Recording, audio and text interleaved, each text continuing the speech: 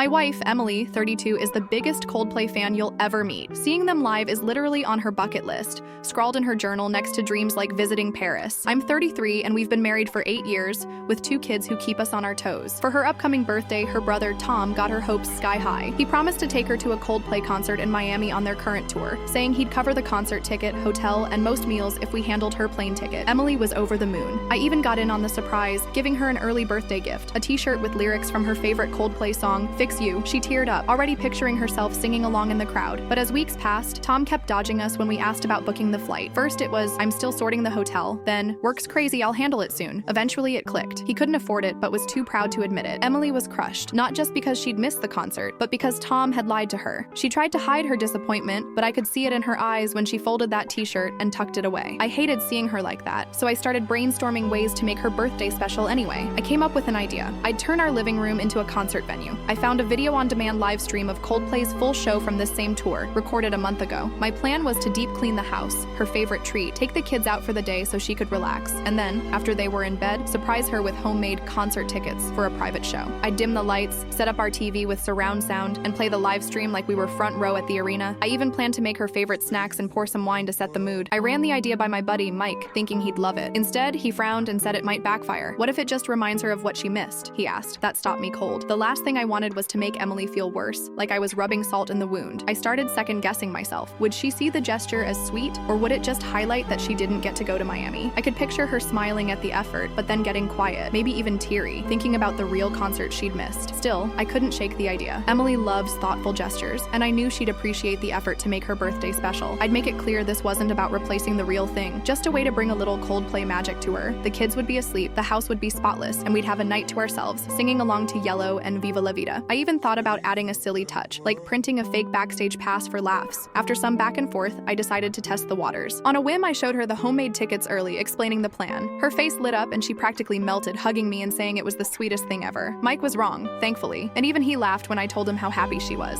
Still, I wonder if I should have checked with her first, or if springing it as a surprise on her birthday would have been riskier. Did I dodge a bullet, or was this always going to be a win? Would I be the asshole if I played this concert for my wife? Thanks for listening, and if you want to hear more interesting stories, just click the link below.